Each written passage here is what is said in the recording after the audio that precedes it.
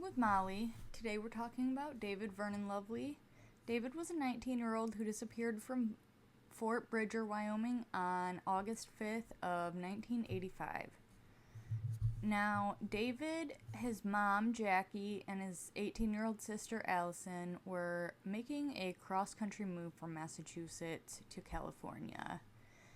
David was on his burgundy Yamaha motorcycle that had saddlebags and a luggage compartment so he could help carry some of his things while the bigger things could go in the moving truck that his mom, Jackie, and his sister Allison are driving in. So they have this plan where every 30 miles they all stop and check in. Once they got to Evanston, Wyoming, the girls wanted to do their normal stop, and David said that he's okay, he's not going to do this stop. He needs to get to the next exit to see if there's a mechanic, because there's something wrong with his motorcycle. He gets to this next exit and he calls his aunt and says that he met a rough-looking man that fixed his bike, and he also mentions that he's afraid of this man.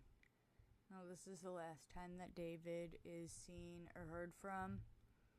Jackie and Allison stick around for a couple of days, hoping that maybe David will come back and that it was just taking a while for him to get his bike fixed, but they eventually had to continue on with their move and was just hoping that maybe David would be at the house when they get there.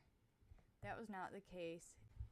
9 days later, David's motorcycle is found abandoned on a dirt road in the middle of nowhere, and this is when David is reported missing.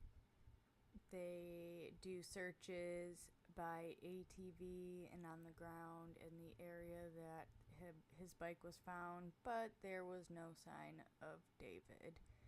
David's family says that that it would be really unlike him to just wander off, and that he would never just go with somebody on his own free will. If you knew this mechanic or have any information on the disappearance of David Lovely, please call one of the 3 agencies listed on the next slide. Also, stay tuned for my theory. What I think happened in this case is I absolutely think the mechanic has something to do with it. The fact that he has not been identified to this day, and the fact that David told his aunt that he was afraid of this man. Like,